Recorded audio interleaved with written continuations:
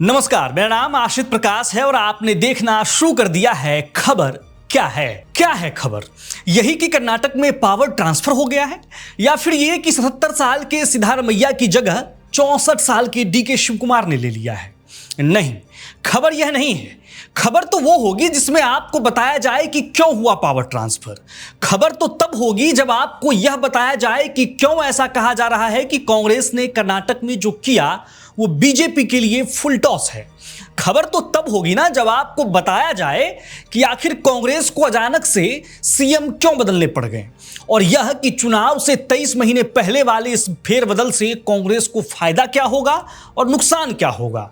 तो यह सब कौन बताएगा आपको? हम बताएंगे। 4 पॉइंट में पूरी खबर समझाएंगे और हर दिन बताएंगे ताकि आप हर रोज हमारे चैनल पर आइए और पूछिए कि भाई साहब खबर क्या है।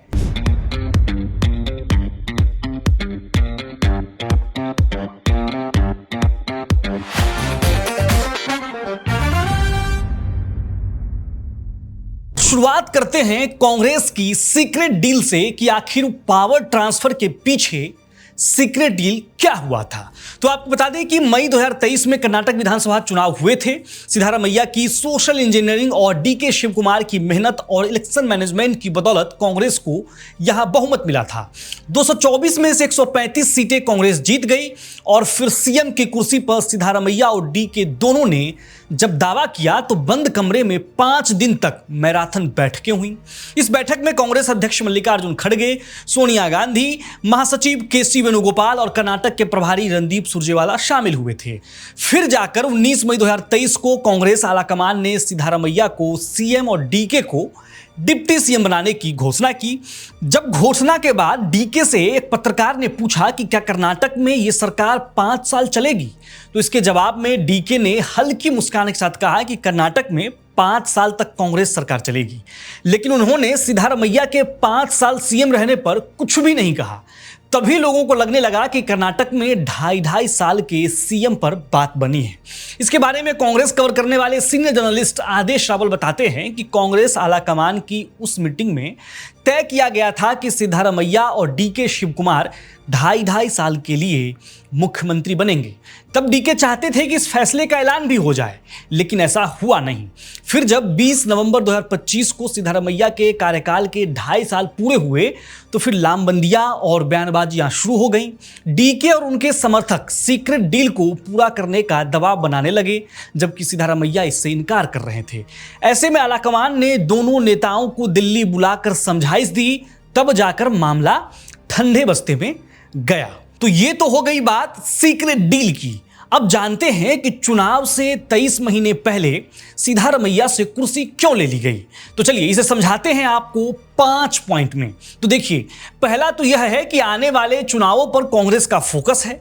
राहुल गांधी चाहते हैं कि कर्नाटक में ऐसा नेता हो जो अगले 10-15 साल तक राजनीति कर सके और 2028 में फिर से सरकार बनाए और 2029 में लोकसभा की ज्यादा सीटें पार्टी को जिता सके। और पार्टी के इसी सोच में सिद्धारमैया फिट नहीं बैठ रहे थे, क्योंकि 2028 तक सिद्धारमैया करीब 80 साल के हो जाएंगे।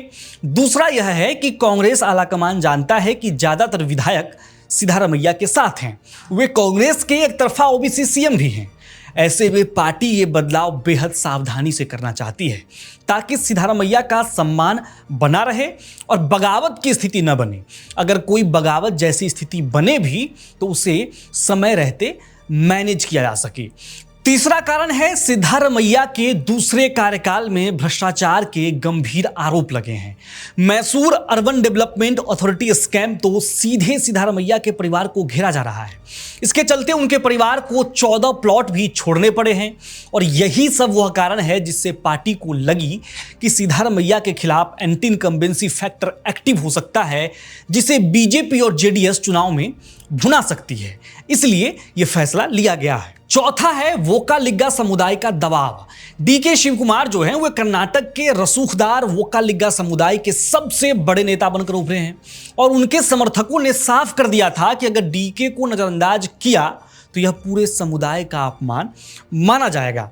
इसलिए अगर ऐसा होता तो लोगों को लगता कि डीके का अपमान हुआ है, तो ओल्ड मैसूर में कांग्रेस का आधार पूरी तरह से खिसक सकता था, क्योंकि ओल्ड मैसूर बेल्ट में 61 विधानसभा सीटें हैं, जिनमें से 39 कांग्रेस के पास है, यानी 64% सीटें। हालांकि यहां की 12 लोकसभा सीटों में से सिर्फ 2 कांग्रेस के पास है। पांचवा है डीके की कांग्रेस में संकट मोचक और फंड मैनेजर वाली छवि। 2024 के चुनावी हलफनामे के मुताबिक डीके के पास 1413.7 करोड़ रुपए की संपत्ति है। उनका माइनिंग, रियल एस्टेट, एजुकेशन और ट्रांसपोर्ट का कारोबार है। वे दूसरे राज्यों में भी कांग्रेस के इलेक्शन मैनेजमेंट में माहिर हैं। नवंबर 2025 में उन्होंने कहा था कि मेरी कोशिश है कि राज्य में 100 कांग्रेस ऑफिस बनवाऊं। चलिए, ये तो मैंने आपको 5 पॉइंट में ये बता दिया कि सिद्धारमैया से कुर्सी क्यों खाली करवाई गई है।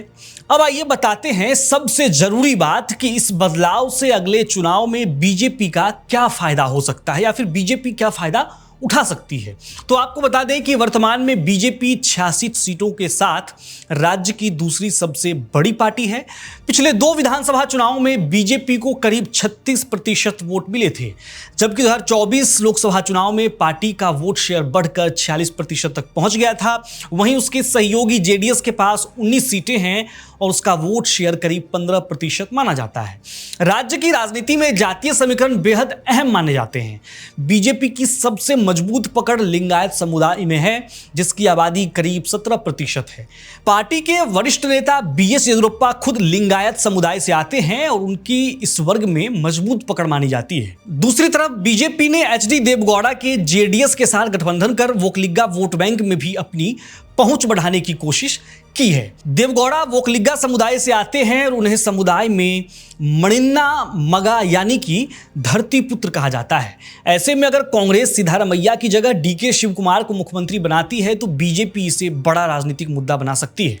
बीजेपी यह नैरेटिव खड़ा कर सकती है कि कांग्रेस ने एक ओबीसी नेता को हटाकर अपने फंड मैनेजर को सत्ता सौंप दी है। सिद्धारमैया को कर्नाटक में अहिंदा समुदाय का सबसे बड़ा नेता माना जाता है। अहिंदा में अल्पसंख्यक, पिछड़े और दलित समुदाय शामिल हैं, जिनकी आबादी करीब 62% बताई जाती है। कांग्रेस नेता लखन जारकीहोली ने भी दावा किया है कि अगर सिद्धारमैया को हटाया गया तो अहिंदा वोटर्स कांग्रेस से दूर हो सकते हैं, क्योंकि इसी सामाजिक समीकरण के दम पर कांग्रेस ने 2013 और 2023 में सत्ता हासिल की थी। राजनीतिक विश्लेषकों का मानना है कि डीके शिवकुमार के मुख्यमंत्री बनने से वोकालिगा समुदाय और मजबूत होगा, लेकिन पिछड़े और दलित वोटर्स को अपनी अनदेखी महसूस हो सकती है। ऐसे में यह वोट बैंक बीजेपी और जेडीएस की तरफ जा सकता है। इसके अलावा बीजेपी डीके शिवकुमार पर लगे भ्रष्टाचार के आरोपों को भी बड़ा मुद्दा बना सकती है। मुद्दा क्यों बना सकती है, इसे भी समझिए। देखिए, 2023 में चुनावी हलफनामे में डीके ने अपने खिलाफ 19 मामलों की जानकारी दी थी, जिनमें ईडी, सीबीआई और इनकम टैक्स से जुड़े केस शामिल हैं। इन्हीं मामलों के चलते हुए जेल भी जा चुके हैं। तो ऐसे में बीजेपी से भ्रष्टाचार और चाल चरित्र का नैरेटिव बना सकती है। हालांकि सवाल यह भी है कि क्या कर्नाटक की राजनीति में भ्रष्टाचार इतना बड़ा चुनावी मुद्दा बन पाएगा भी या नहीं। चलिए, ये तो हो गई बात बीजेपी की। अब आइए आखिरी और कांग्रेस के लिहाज से सबसे जरूरी सवाल पर कि इस फेरबदल से कांग्रेस को नुकसान क्या होगा। तो इस सवाल का जवाब कर्नाटक की राजनीति को समझने वाले और हम जैसे युवा पत्रकारों को वहां की राजनीति समझाने वाले बीएस मूर्ति जी से समझिए। बीएस मूर्ति जी इसके बारे में दैनिक भास्कर को बातचीत में बताते हैं कि पार्टी को इतिहास से सबक लेना चाहिए। वे कहते हैं कि जब कांग्रेस ने लिंगायत नेता वीरेंद्र पाटिल को सीएम पद से हटाया था, तब लिंगायत वोटर्स कांग्रेस से अलग हो गए थे। फिर उत्तर कर्नाटक में कई चुनावों में कांग्रेस को संघर्ष करना पड़ा था। इसलिए सिद्धारमैया के मामले में भी ऐसा हो सकता है। तो वहीं आदेश रावल के मुताबिक अभी जातीय समीकरणों का हिसाब लगाना जल्दबाजी होगी। डीके के सामने चुनौती होगी कि वे वोकालिगा वोटर्स को एकजुट कर कांग्रेस से जोड़े और अहिंदा वोटर्स को बरकरार रखे। तो वहीं अमिताभ तिवारी बताते हैं कि कर्नाटक में अभी तक माना जाता था कि बीजेपी लिंगायत, जेडीएस वोकालिगा और कांग्रेस अहिंदा सीएम बना सकती है, लेकिन डीके के सीएम बनने से ये नैरेटिव बदल जाएगा। वोकालिगा वोटर्स को लगेगा कि कांग्रेस और जेडीएस दोनों ही उनकी कम्युनिटी से सीएम बना सकते हैं। वहीं लिंगायत अभी भी बीजेपी की ओर देख रही है। ऐसे में अकेले पड़ चुके अहिंदा को बीजेपी साध सकती है। इसके लिए बीजेपी डोमिनेंट क्लास पॉलिटिक्स करने का टैग हटाएगी, जैसा कि उसने बाकी राज्यों में अब तक किया है। तो दर्शकों, आज के खबर क्या है कि इस शो में बस इतना ही, लेकिन आप जरूर बताइएगा कि पहला शो और ये दूसरा शो, जो दूसरा एपिसोड है, आपको देखकर कैसा लगा। टॉपिक का जो चयन हम कर रहे हैं वो कैसा है, और खबर आपको समझ में आ रही है अच्छे से या नहीं। अपनी राय कमेंट बॉक्स में जरूर लिखिएगा। चैनल को सब्सक्राइब जरूर कीजिएगा और देखते रहिएगा विट्टी चोखा।